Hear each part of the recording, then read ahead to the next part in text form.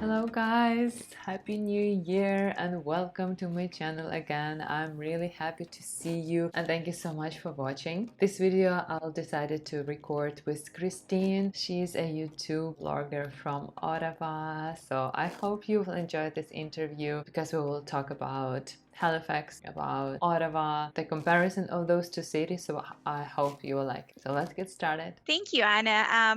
So my name is Kristine, and I am the founder of the Maple Diaries channel. For now, we are here to really share our life experiences here in Canada. Basically, I'm based in Ottawa, and then Anna came from Halifax and moved to Toronto. So we're gonna cover topics that immigrants want to know, or newcomers who were just newly moved here in Canada. Like first, we wanna understand the other factors such as the employment, weather, etc. So let's get started. You moved from Philippines, right? Yes, I am I'm originally from the Philippines, and but I used to live in the UAE in Dubai. So I spent my 10 years there. I also used to live in Singapore. So the countries that I've been with was really more of a tropical kind of country, really hot, all those kind of weather. But then again, we moved here in Canada, like in 2018. I was with my husband and my daughter. We moved here through the express entry pathway, and we received a provincial nomination in Ontario. So the reason why we chose Ottawa, probably because at first, as a newcomer, we just want to understand first the cost of living, and for us as a newcomer, it's a lot easier to start our life here in Ottawa because Toronto would be really nice. It's more diverse, a lot of I think more competitive in terms of employment. But then again, the cost of living will hammer us because we're just newcomers. So far so good. We've been here in Ottawa for like 3 years now, and I think with you, Anna, you're from Halifax, right? Yeah, like I'm originally from Ukraine, and I also moved to Canada like more than 3 years ago. We moved to Halifax through also provincial program. It was also, I think, the really good start as an immigrant to start with the smaller city, because after that we decided to move to Toronto to have more challenges and more possibilities. So I think Halifax is pretty small city, and this is a perfect start, I think, for immigrants. Yeah, but what I ask you about Philippines, because I think the weather in Canada, this is something that a lot of people are afraid of, and they always asking, what about the weather? Because I remember when we also moved to Canada, this was number one fear, like that the weather will be really cold. So what about Ottawa? How do you think it's really cold or not so cold? It's really cold. Yeah, I think it's from my understanding here in Canada, there are only two heaven in terms of weather. It would be Vancouver and Toronto, right? Ottawa, it's cold. Yeah, it gets frosty here, but then again, it comes with, I think every year it changes. I don't know, maybe because of the global warming, but I would say from my experience in 2018, it was really traumatizing. So as a Filipino, it was a tropical country, from scorching hot, those humid, but then again, when we moved here, it's insane. I think the lesson learned is that as a newcomer, you just learn how to really understand the art of layering, bundle up, all these things, and then you're gonna get used with it. Winter is not my favorite weather here. The nice thing about Ottawa, they have plenty of outdoor activities that they offer to people here. We have lots of festivals like the Winterludes. We even have the longest skating canal, which is the Rideau Canal. It's like a matter of the way you dress up. I understand the weather in Toronto, which is really nice. Yeah, it's really better because I'm living here in Toronto like more than 1 year already, and I found that it's warmer than in Halifax. I think the biggest problem of Halifax was the snowstorms, especially in winter, because if you have a snowstorm, and you will have a snowstorm probably a few times a month, nobody is working. Everything stops. There is no cars, no bus, nothing in the street, and you can lose your electricity, like your power. You can lose your internet. This is that I really found that it's not good for Canadian city to have no power for a couple of hours. There could be also some storms in the summer that we had like 2 years ago. We were without power around 3 days. That's so insane. No food, no heat, no warm water, nothing, like for 3 days. I have no idea about that. So it's much worse in Halifax than in Ottawa. Snow, it's very rare, I could say. Last time we had minus 19, feels like minus 27. So, but but still the road is clear. People still go to work. People are still driving. People who want to go to Halifax, they need to prepare, like to have some snowstorms and to have a really cold winters, because also of the ocean breeze, they could have a very strong winds. So this is something that I really hated in Halifax, those strong winds that you can't have an umbrella. I had like maybe 4 or 5 umbrella in Halifax and all are broken because of the like wind is just broken all umbrellas. So there is a specific type of umbrella for those type of winds because it's not helping. To commute with this rainy days or stormy days, it was a disaster. Yeah. So that's why I didn't like in Halifax, this is the transportation system. Yeah, because if you don't have a car, you can't go to the beach.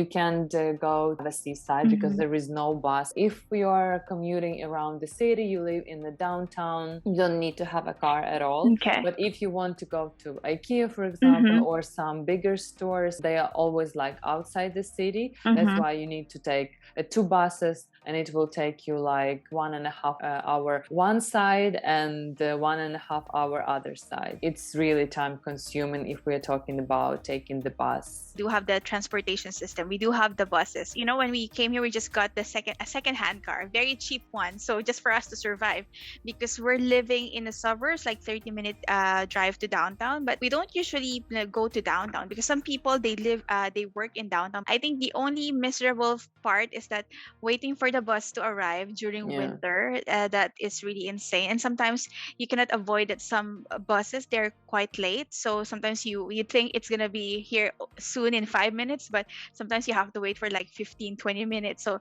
that's gonna kill you if you have really a bad weather. Toronto would always have a better kind of transportation system. In Ottawa, they're still developing it. If you're in downtown, it's a lot easier to go around. But like people who are living like in suburbs, it's always advisable to bring your car. Well, we don't have much traffic here as well, so it's also nice to drive around. If I have a car, it would only take me probably like 20-minute drive to home. But when I took the bus, it took me like an hour to get back home. I think for newcomers or people who wants to really thinking of moving to Canada, somehow I think it's nice that you set aside some savings for you to probably purchase a car. It doesn't have to be a brand new right away. You can get a lot of cheaper ones. A huge advantage of Canada, I think, that the cars are really cheap, affordable cars that you can buy for 2,000 or 3,000 of Canadian dollars easily. So yeah. So this is something that's for a lot of immigrants to consider. I think in Canada, one of the challenging is getting your driver's license. I think they have a strict, because stricter rules. Exactly. For newcomers, you also have to think about that. It's nice if you have a car, it's better to drive. If we're talking about renting apartment, how much, for example, in Ottawa, I can rent apartment like 2-bedroom or 1-bedroom? How much it costs? It was in 2018, so it was like we got a townhouse, like 3-bedroom townhouse, and we got it for like 1,650 per month. I heard this time due to the inflation thing, like it got higher. That's why people who used to rent end up purchasing their house. So back in the days, it was like 400 something. You can get something like that here. But now because of the pandemic, you can just find a house worth 600,000, something like that. Same in Halifax now. Our prices on rent and on housing are getting up extremely fast. For example, when I started my rent history, I had a 2-bedroom apartment in downtown for $1,050, but the building was really old. Now this apartment cost like around 1,003 or 400. If we are talking about renting other apartments, now it's easily could be around 2,000 or 1,600 or 1,800, something like that.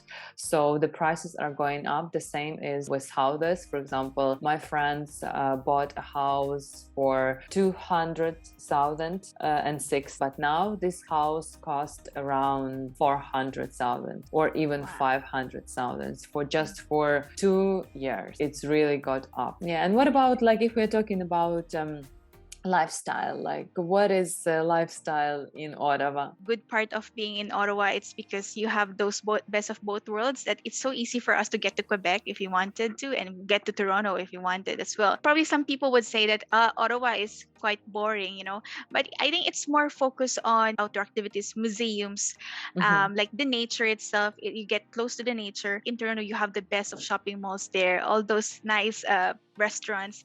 But here it's like we do have, but it's not you cannot say it's really the best ones. I still fancy the ones in Toronto, but sometimes you will also think that somehow you save money because you don't really go to those like those spots. If you wanted something lively or something's going on during nighttime, I think it's gonna be always Toronto, but Ottawa would always be the quiet one, a bit simple. I think it's good also for young families as well. They have kids, they can start from here. Plenty of things to do with your family. So if we're talking about Halifax, I think Halifax, it's all about nature and about trails, about ocean, about hiking. This is not about like some festivals, museum or something like that, because it just have a few museums, very small, and that's it. But if you like really nature, if you want to focus on family, so you need definitely go to Halifax, because it's more about like having a dog, a house, kids, and just to live a peaceful life. So but if you want to have more fun, more hustle and bustle, like clubbing and all of this stuff, it's definitely for Toronto. That's why I moved to Toronto, because I like all of this stuff. But a lot of people are looking just to have a peaceful life, so I think the Halifax will be a perfect place. Is it true that in Halifax you get the nicest and the best fresh seafood? Is it like that? Yeah, it's wow, true. must be cheap, right? I think it's a little bit cheaper if we are talking about seafood, but if we are talking about like other services or other food, I think the same price as Toronto. And how was the like the employment in Halifax? Like, what are the like opportunities there? It's taking more time to get a good job, so it's not so easy, for example, as in Toronto, because you need to know more people, you need to network a lot, you need to be in this like circle of people. Then it's easier for you to find a job, and the process is like longer. And for example, here you can find a job for 1 week. In Halifax it will take you like months or two. It takes more time, and I know a lot of people who really struggles to find a good job, but you need just to start from whatever job it is, just to start having and earning this Canadian experience, because this is what matters, because then the employer will ask you about reference, and you need to have this Canadian reference. Because I was wondering, what are the common job types or opportunities in Halifax? Like, because it's a different kind of living there. Here, if you want to start from scratch, some people would do, there are like plenty of Walmarts, Costco, stuff like that. I don't know, in Halifax, do you have those? Will be the same. It will be the same, like a lot of job in stores. There will be not so many like drivers deliver food, like skip the dishes, like DoorDash or something like that. In Halifax, it's still getting like popular, but not so popular and not so demanding, because the location is very small and the distance are also very small, so you are not able to earn a lot, because of there is like 5-minute drive, or it will be 15 minutes walk. I got different friends and they got different job, like in IT or in bank. It's still possible if you have a good references, if you had a relevant experience and you have a good resume. Everything is possible, but you need just to work on this. People would always think that you have to work in a government or stuff like that, but initially my husband speaks French, so at first he was targeting opportunities in federal government, but I think that time it wasn't really his time. So he used to be like a hotelier in Dubai, so coming from Dubai to here, like he had this mindset that, hey, I'm not gonna work for a service industry anymore. So he just wanted to have this work-life balance thing. That's what Canada has, right? So he ended up working for a bank, so now he ended up being an analyst. And I think one thing good in general, I think with Canada, is that you don't have to have a solid experience with one specific job. Like, as long as your skills you have a transferable skill set, then they would still let you do the opportunity. But the references are very important as well, like for you to start, because they will always be asking for that. Because at first when I started looking for a job, I just wanted to do contractual jobs, because I don't feel like signing up for something that I don't really wanted to. So I'm just really trying to test the water. But I end up getting a full-time job because the buying a house requires you to have a full-time job. Yeah. And so I said, okay, I'm gonna sign up for it. A lot of opportunities in terms of, those agencies. Can check out those kind of manpower agencies. They won't charge you, but contractual jobs like good for 6 months or for 1 year, just to be in the Canadian like industry. So I think that's one of the learnings as well. I think it was a long interview. Yeah. And we want to thanks to our subscribers. Do not forget to subscribe to my channel, Anna Otroar, to Kristine's channel. Yeah. Be sure to have to just like this video and subscribe as well. The Maple Diaries. And so if you have any questions or comments, just make sure to write it down so Anna and I could really give you more information to help you out with your moving here in Canada. Thank you. Bye. Bye.